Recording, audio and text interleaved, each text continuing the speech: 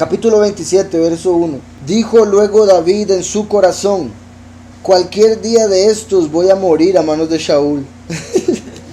Qué duro, y ya después de todo lo que le había pasado, y no, la verdad es que yo creo que sí me va a matar ese hombre.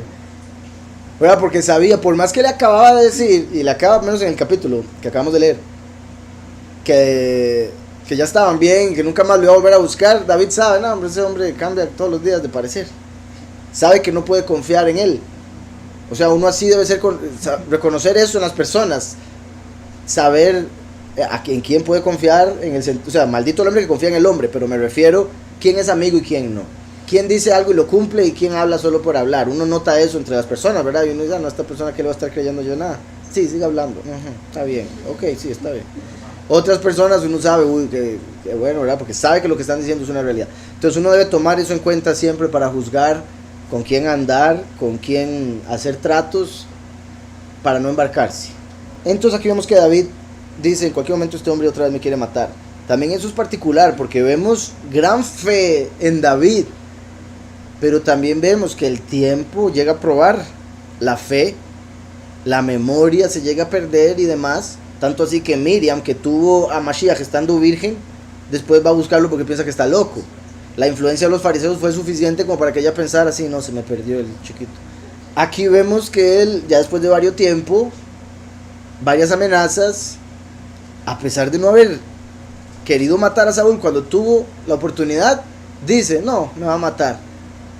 Y eso es sorprendente para mí, al menos porque Yahweh lo ungió como rey. ¿Cómo se va a morir antes de ser rey? Sería como que Yahweh se equivocó. Pero tal vez en la mente de él era, no, yo creo que Samuel se equivocó. Y no está para preguntarle, porque ya se había muerto. Entonces, eso es como el último viniendo al mundo y no teniendo absolutamente todo el conocimiento. Por ejemplo, cuando Yahushua venía, él oía los truenos y decía, eso fue el Padre, me acaba de decir tal cosa. El último viniendo y diciendo, ¿seré yo? O tal vez no. Esto parece que sí, pero lo que estoy viviendo parece que no. Entonces di no, tal vez me vaya a morir antes de que se cumpla lo que yo pensaba que se iba a cumplir. O lo que me dijo tal profeta, tal vez fue invento de él. Salió de su corazón y no de Yahweh. Entonces esa lucha de fe en realidad, y la prueba que trae, repito, el tiempo, la memoria, todas esas cosas, por eso hay que perseverar. El que persevere hasta el fin, ese será salvo. Pero el que hoy piensa una cosa y mañana piensa otra, olvídese de eso. El que después de 3 meses de estar haciendo lo bueno se cansa, olvídese que va a llegar al destino, ¿verdad? El que dice, no, yo estoy haciendo aquí bien hace rato y nada me pasa bueno, porque no ha estado poniendo atención a las cosas buenas que Yahweh le está dando, sino que quién sabe qué está esperando. Entonces dice, no, mejor me voy a lo que estaba antes. Entonces, sorprendente que aquí él piensa que se va a morir, como, repito, similar al último. Dijo luego David en su corazón, cualquier día de estos voy a morir a manos de Shaul.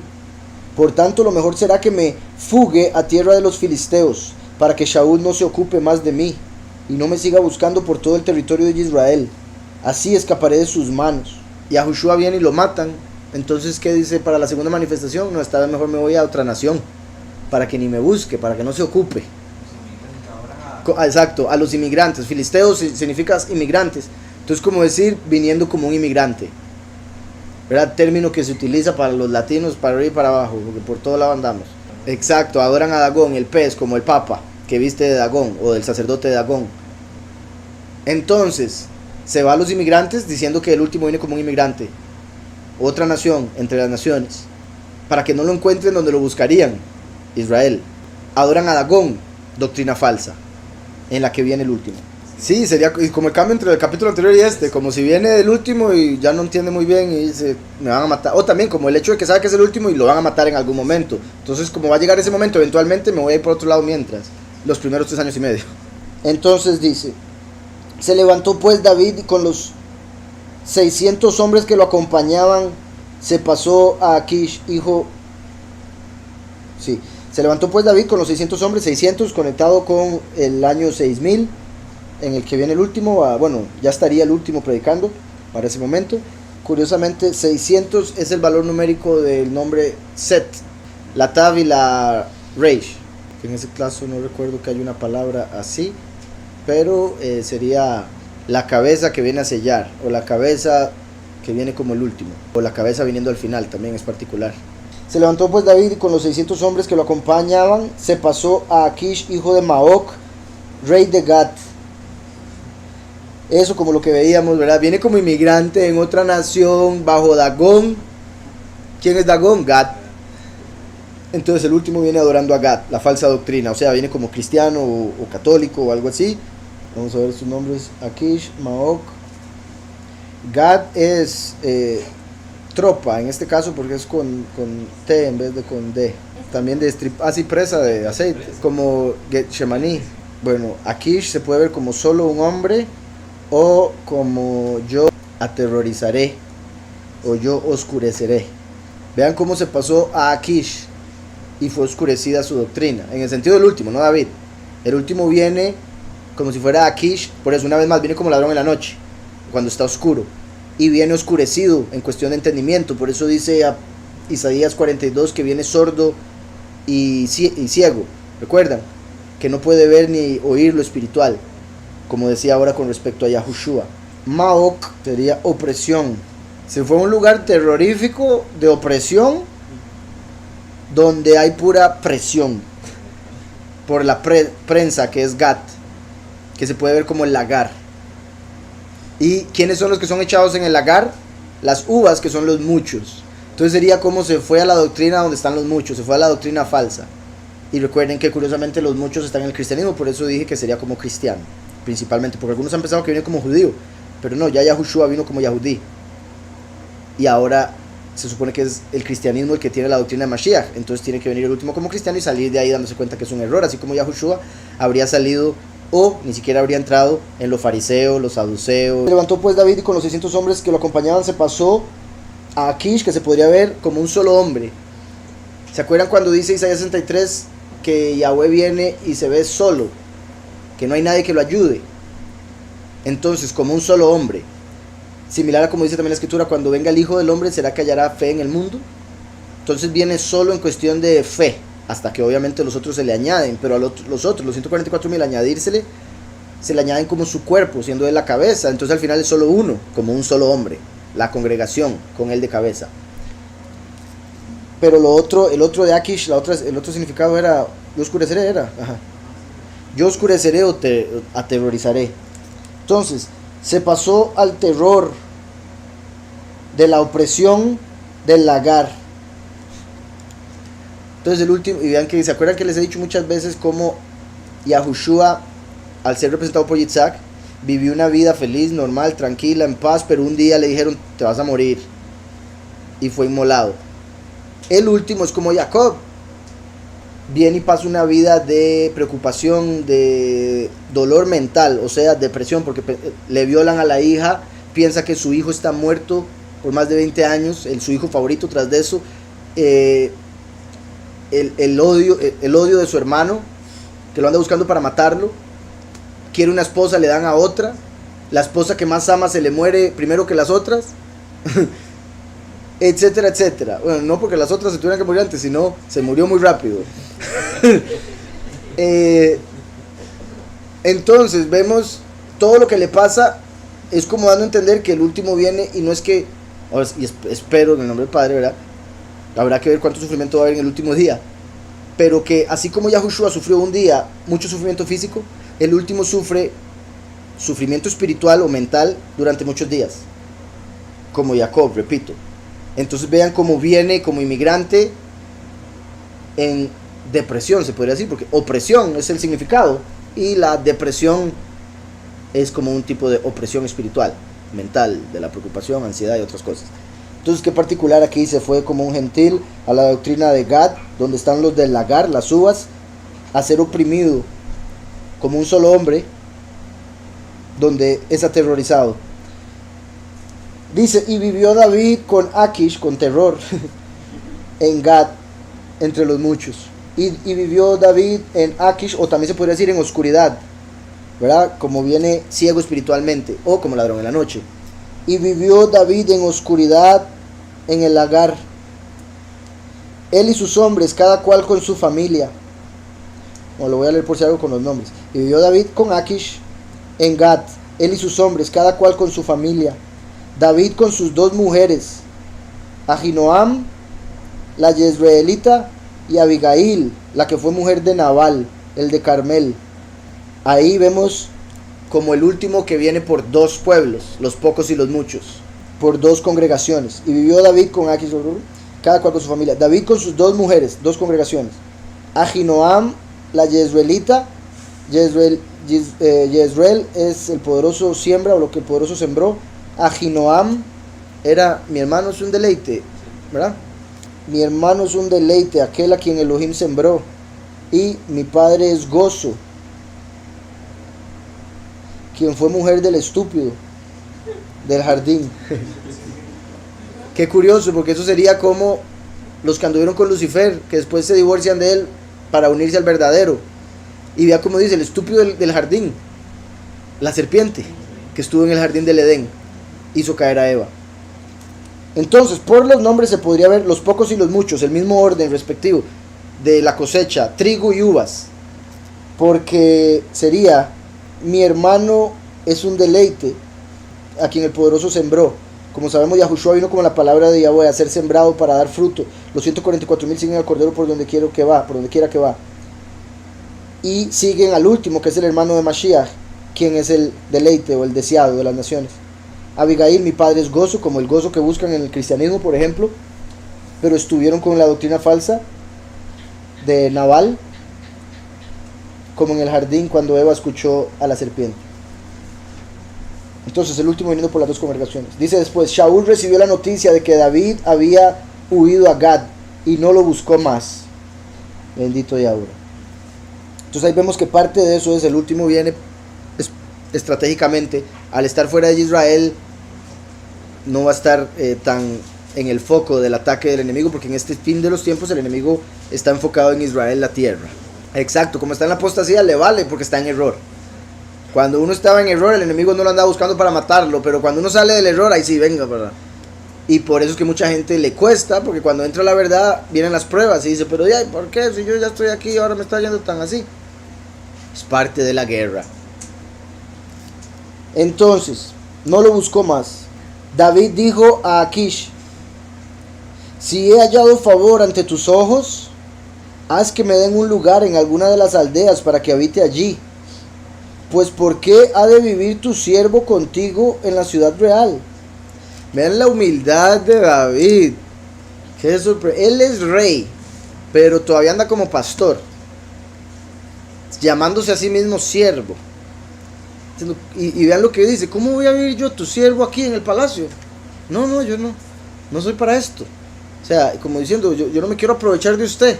Cualquier persona, calladito, mientras lo tenga en el palacio. ¿Y qué vamos a comer hoy, rey? ¿Verdad? Exacto.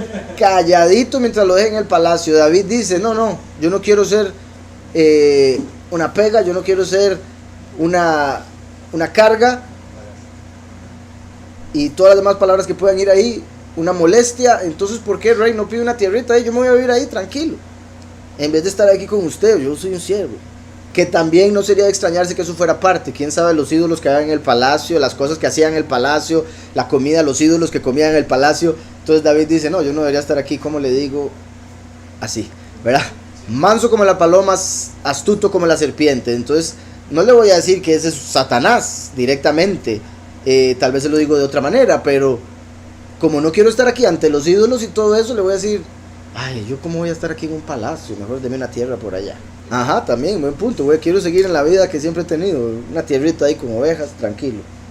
Sí, y es como también, como, vean, es con eso que decís, es como uno, quizá en la apostasía estaba viviendo bien, y uno tiene que tomar la decisión de decir: no, es que aquí estoy bien, pero hay ídolos. Aquí estoy bien, pero no estoy haciendo las cosas tan bien. Exacto, estoy bien mal. Entonces mejor me voy a algo más humilde, donde pueda servir a Yahweh correctamente, ¿verdad? Entonces a veces uno se sale de la apostasía y no le va tan bien económicamente o otras cosas como antes, cosas del mundo, apariencias. Ya no anda en el carro último modelo, ahora anda en un carro normal o a bicicleta, sí, ¿verdad? Pero es exacto, pero es otra cosa espiritualmente. Y como les he dicho, yo no soy, bueno, sí, espiritualmente, pero en todo caso de mi vida, en todo aspecto, me siento mejor que nunca, bendito Yahweh. Pero así, en todo aspecto, mejor que nunca. Pero ya esto pasó hace muchos años, hace, bueno, que unos 5, no más, varios años. Yo ya estaba en la doctrina, ya estaba siguiendo al Padre y toda la cuestión, pero seguía con el mismo carro como por 15 años. Y un pastor, que fue el pastor, uno de los primeros que yo le dije, que les dije a ustedes, que él me dijo, yo tengo 30 años, ¿cómo usted me va a enseñar a mí? Tengo 30 años de enseñar, ¿cómo me va a enseñar usted a mí? Él después a mí me llegaron a contar que él andaba diciendo que cómo, o sea, que dónde estaba mi fruto, que porque yo andaba en el mismo carro, que porque no había cambiado de carro, que porque no vivía en una casota, que dónde estaba mi fruto, o sea, ¿por qué no tiene plata? Porque eso fue lo primero que dijo, ¿dónde estaba su fruto? ¿Por qué no ha cambiado de carro? Y uno, ¿what? ¿Qué tiene que ver lo uno con lo otro? Por sus frutos los conoceréis, o sea, uno llega en el BM, ese es el fruto según ellos, según mucha gente tristemente. Exacto, uy, sí, a ese sí le creo, porque vea que bien le va. Sí, exacto, eso es lo raro, como que no se expande la bendición. Si he hallado favor ante tus ojos, haz que me den un lugar de alguna de las aldeas para que habite allí, pues ¿por qué ha de vivir tu siervo contigo en la ciudad real? Aquel mismo día Achish le asignó Ziklag, por lo cual Ziklag pertenece a los reyes de Yahudá hasta hoy. Ziklag en hebreo sería como cuando uno le acuerda algo, pero es como cuando uno le acuerda algo para que funcione, ¿verdad? Como que lo devuelve para que después... Es eso lo que da vuelta, a eso se refiere, a dar vuelta a algo para que provoque un movimiento. Entonces, como les decía, se puede ver como que le dio cuerda a David, puesto que sí le hizo caso, y por otro lado este lugar se puede ver como un lugar donde él va a recibir fuerza para avanzar. Impulso, exacto. Aquel mismo día Achish le asignó Ziklag. Sí, claro, Achish, hay un lugar. Aquel mismo día Achish le asignó Ziklag, por lo cual Ziklag pertenece a los reyes de Yahudá hasta hoy. El número de los días que David habitó en la tierra de los filisteos ascendió a 1 año y 4 meses. Curiosamente se podría informar el 14 año y 4 meses. Ahora, por 1 año y 4, pero en realidad por si algo serían 16 meses, ¿verdad? Porque son 12 de 1 año a los 4, pero al decir 1 año y 4 se puede ver como 14, que es el valor numérico de David. 1 año y 4 meses.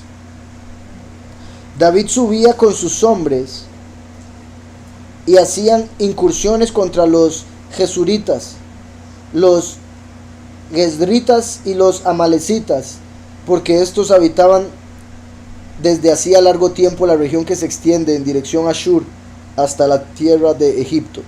David asolaba el país y no dejaba con vida hombre ni mujer. Se llevaba las ovejas, las vacas, los asnos, los camellos y las ropas, y regresaba a donde estaba Achish. Y cuando Achish le preguntaba, ¿dónde habéis incursionado hoy?, David le respondía, por el Negev de Yahudá, o por el Negev de Yerameel, o por el Negev de los ceneos. Ni hombre ni mujer dejaba David llegar con vida a Gat. Oigan, pues decía, no sea que den aviso de nosotros y digan, esto lo hizo David. Entonces él iba a un lugar y decía que andaba en otro, y por eso no dejaba a nadie con vida, para que no le llegara un sapo, ¿verdad? Algún informante al rey donde estaba. Entonces ahí vemos que, bueno, una vez más su astucia, porque a pesar de estar ahí no se vuelve uno de ellos, sigue teniendo sus enemigos muy claros, los amalecitas, los gerisitas, los gesritas. Geshuri significa, bueno, que es de Geshur. Geshur, vean qué curioso, porque aquí Shur aparece varias veces. Ahorita digo por qué es importante. Geshur significa el que mira con orgullo, el que observa con orgullo, lo cual puede ser bueno, pues es negativo, ¿verdad? Un orgullo positivo, como el que ve a un hijo hacer algo bueno, o el que está así orgulloso, como los soberbios de la levadura. Geshur, como dije, se puede ver como el que observa con orgullo o puente. Gizri, que viene de Gezer. Gezer significa porción. Amalek, que significa, sí, el que habita en el valle. Este es importante. Shur significa muro. Shur, que es la misma palabra que está al final de Geshur, como si hubieran dos muros, o 2 veces se menciona muro, también eso es Shur. Pero si uno pronuncia la Vav como una O en vez de una U, Shor, eso es becerro. El último, representado aquí por David, viene como el becerro. por eso está en la doctrina falsa. Por becerros. Recuerdan que la doctrina falsa es representada por el becerro de oro. Por eso el último viene a expiar esa falsedad, esa apostasía, al morir como un becerro. Entonces, por adorar al becerro, tiene que morir como el becerro de Yom Kippur.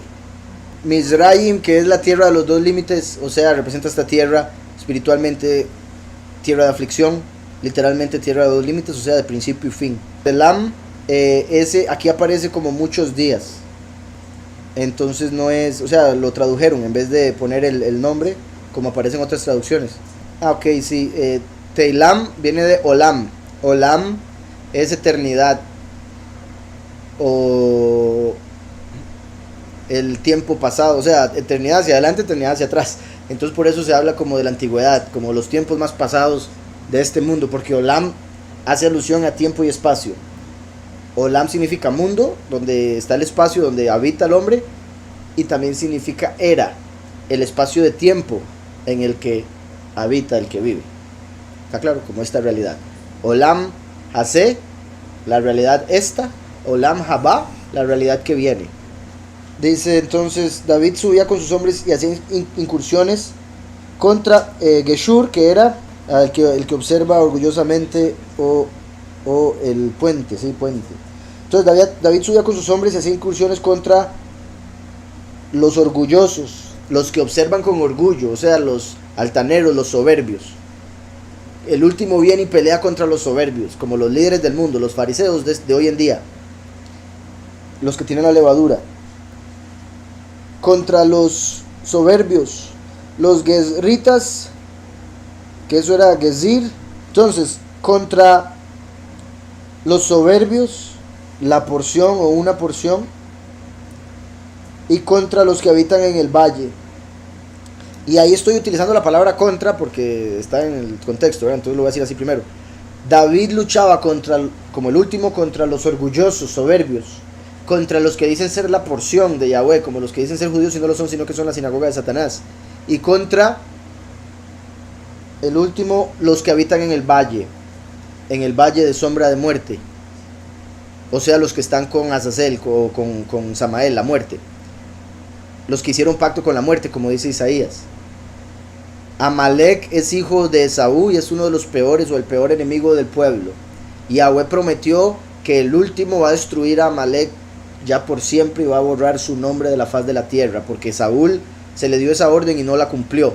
Entonces se extendió hasta el tiempo nuestro, ese pueblo. Ellos usaban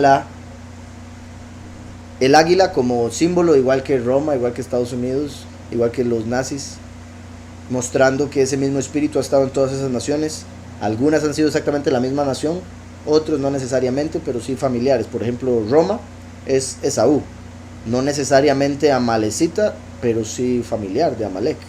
Otra forma de verlo, sin mencionar el contra: el amado mirará con orgullo del bueno a su porción cuando habiten en el mismo valle. ¿Verdad? Cuando todos estemos en el mismo lugar, como por ejemplo el lugar preparado, quizá el valle sea un valle, o también se puede ver como en el valle donde vamos a pelear, el valle de Yahusafat, el valle donde vamos a pelear al final de Apocalipsis. Entonces va a ver con orgullo a los escogidos que vienen a pelear con él en ese valle del juicio. Después venían otros nombres: y será un muro para los que habitan la tierra de aflicción, será un muro de protección para los que están en la tierra temporal, en la realidad temporal. Que eso podría indicar lo de el lugar preparado, siendo un muro de protección para ellos, después de haber muerto como el Shor, el becerro. Entonces, y vendrá como el becerro de Yom Kippur a la tierra de aflicción, para convertirse en un muro a los que están en la realidad temporal. Llevar a un valle a aquellos que son su porción, a quienes observa el amado con orgullo. ¿Está claro? En el sentido de que viene en contra de los que son orgullosos, soberbios, los que dicen ser la porción de Yahweh, los que habitan en valle de sombra, como un becerro y como un muro de protección a esta tierra. Entonces continúo. David asolaba el país y no dejaba con vida a hombre ni mujer, se llevaba las ovejas, las vacas, los asnos, los camellos y las ropas. Ahí se estaba haciendo millonario el hombre. Entonces, qué particular, mientras está lejos de la tierra, dice, bueno, más o menos, se podría decir saliendo de la apostasía, porque está yendo a hacer una cosa y dice otra al rey. ¿Recuerdan cuando Abraham, Yahweh le dice a Abraham, váyase de la casa de su papá? ¿Y qué hace Abraham? Le dice, Lot, ¿se quiere ir conmigo? Y Yahweh, era usted, Abraham. Entonces se va y todo bien, todo bien. Pero una vez que Abraham se separa de Lot, porque ya los dos tenían a Lot, tenían mucho, entonces Abraham le dice, no, tenemos que dividirnos, usted vaya donde... Y hasta eso hace, escoja usted a dónde quiere irse, yo me voy para el otro lado. Vean la bendición que Yahweh nos da, que no hay que preocuparnos por, que yo quiero eso, no, Yahweh nos va a dar algo mejor que lo que uno pueda querer o lo que uno quiera, si es que es bueno para uno. Entonces Abraham le dice, escoja usted, y él ve la tierra de Sodoma y Gomorra como el jardín del Edén. Y dice, voy para allá. Y por eso fue que después llegan los ángeles a donde está él en Sodoma y Gomorra. Pero una vez que Abraham se separa de Lot, vemos que Yahweh prosperó a Abraham como nunca. Lot significa cubierta. Entonces, mientras Abraham andaba con Lot, estaba siendo Lot una cubierta que no permitía que las bendiciones vinieran. Entonces, por eso también hay que tener mucho cuidado con quién vive uno, con quién anda uno, porque puede estarle apagando la bendición a uno, reteniéndola, alejándola. Así como por otro lado, saber cuáles son, o sea, una persona que está bien con el Padre va a recibir favor y bendición del Padre. Si uno se apega a esa persona, ese favor también le va a rebotar a uno. Entonces, en ese caso, Lot ahí andaba feliz de la vida, claramente, cuando andaba con Abraham. Pero vemos que una vez que se separa, prospera Yahweh un montón a Abraham, similar aquí, pero en este caso con Saúl, ¿verdad? Por si algo, recuerden que Lot, en el sentido negativo, representa a Samael, el velo de la carne, el velo que llevaba Moisés. Aquí Saúl representa a Jailel, que es otro velo, el velo de la entrada al templo, que representa a Moab, o es representado por Moab, y Amón, el velo de adentro. Entonces, cuando David se separa de Saúl, se va a otra tierra, dice, no, Yahweh va a tener misericordia, algo va a hacer. Lo dejan de buscar y no solo eso, empieza a prosperar. Entonces, y cuando, bueno, dice, las ropas, y regresaba donde estaba Akish. Y cuando Akish le preguntaba, ¿dónde habéis incursionado hoy? David le respondía, por el Negev de Yahudá, o por el Negev de Yerameel, o por el Negev de los Ceneos. Yargemeel o Yerahmeel, que el poderoso tenga piedad, compasión. Que el poderoso tenga compasión. Y por último el Keini, herrero, que viene de Caín, que sería posesión. Entonces Keini se puede ver como herrero, pero si viene de Caín es posesión, un poco diferente claramente. El amado, el Negev es el sur, que representa bendición. El amado trae bendición desde el sur, se podría decir para incluirlo, para aquellos, o de la derecha, que el sur es la derecha. Entonces el amado trae bendición de la derecha del Padre, donde está Yahushua, para aquellos que alaban a Yahweh. Que el poderoso tenga piedad de aquellos que poseo, o que el poderoso tenga piedad de los herreros. En este caso obviamente tiene más sentido posesión, como de Caín. En el sentido positivo sería, el amado viene a traer bendición de la derecha del Padre a los que alaban a Yahweh, de los cuales Elohim tendrá piedad al hacerlos su posesión. Dice después el verso 11, ni hombre ni mujer dejaba David llegar con vida a Gat. Curiosamente, al lagar, o sea, los que llegan al lagar llegaban muertos, como el lagar representa la muerte de los muchos. Curiosamente, el último es el que estripa el lagar de la ira, el que pisa el lagar de la ira, como vemos aquí a David, similar. Ni hombre ni mujer dejaba David llegar con vida a Gad, pues decía, no sea que den aviso de nosotros y digan, esto lo hizo David.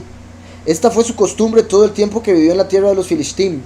Pero Akish confiaba en David, pues pensaba, él se ha hecho odioso a su pueblo y Israel y será mi siervo para siempre. Entonces vean, por su lado él quería aprovecharse. Él decía, hoy está matando a mis enemigos, va a ser mi esclavo siempre, ya los de su pueblo no lo quieren. Vean qué particular, ya no está en su tierra, su propio pueblo lo detesta. Igual que rechazan a Mashiach. Ahora viene el último y los van a odiar a los dos testigos todo el mundo. Entonces como el enemigo diciendo, todo el mundo lo odia, ¿qué va a estar él siendo algo importante? Lo voy a aprovechar para que destruya a mis enemigos. Y no se da cuenta que estaba destruyendo también parte de lo suyo. Dice aquí, se levantó David con 600 hombres como los 6,000 cabezas de hogar del primer éxodo. Así es, como el testigo como Moshe en el segundo éxodo. Buen punto. ¿Verdad? Sí, que eso no lo mencioné ahora. David subió con 600 hombres como Moshe salió con 600,000 hombres. Como mostrando que aquí representa cuando viene el último por el segundo éxodo.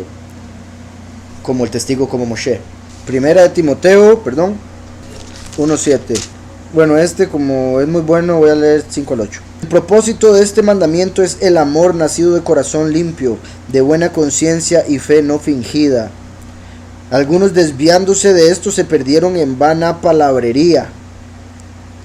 Pretenden ser doctores de la Torá cuando no entienden ni lo que hablan ni lo que afirman.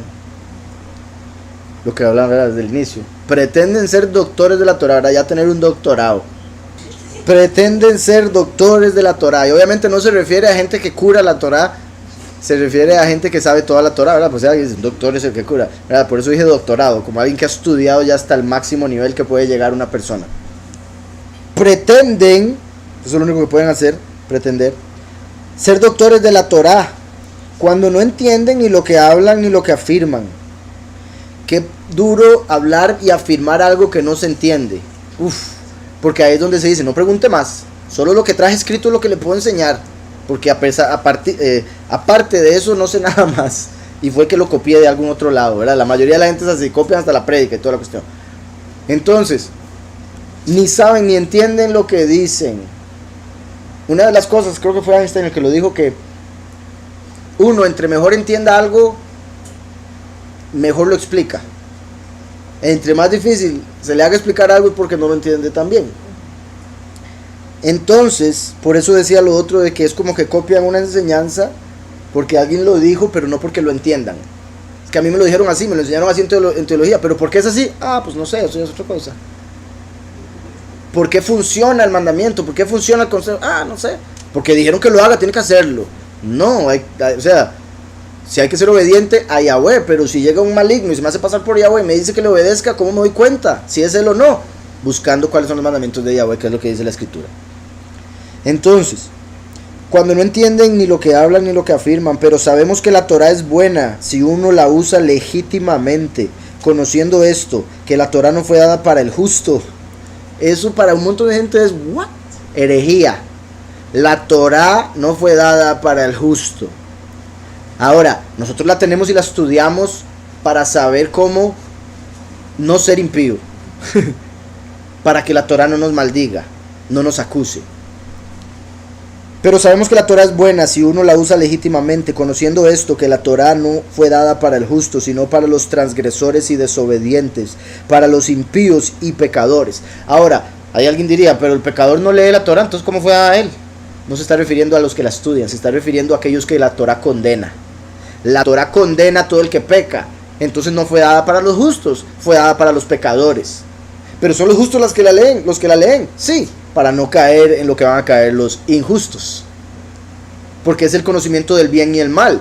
¿Y qué fue lo que le dijo Yahweh a Adán y Eva? Bueno, Adán, si comes, el día que comas morirás. La ley es para los que tienen que morir, porque nos da conocimiento del pecado que cometimos, por el cual merecemos la muerte. Capítulo 6 de 1 Timoteo 3. Leo 1, 2 y 3. Nada más 3.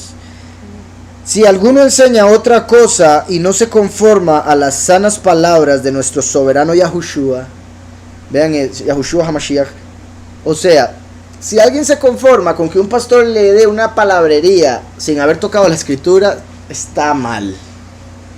Uno tiene que saber, ¿el pastor está hablando de la escritura o no? Si no es así, ¿para qué lo estoy escuchando? Estoy perdiendo el tiempo, estoy oyendo un animador, uno de esos del mundo.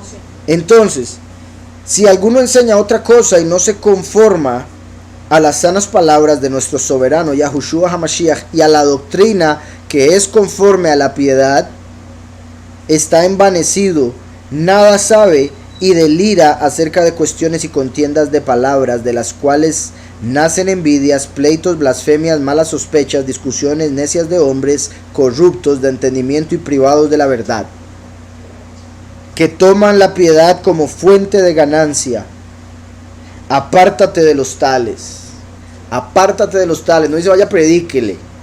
Apártate de los tales. Deje buscarlos para que después no sé qué. ¿Verdad? Porque me golpearon. ¿Para qué lo buscó? Me ofendieron.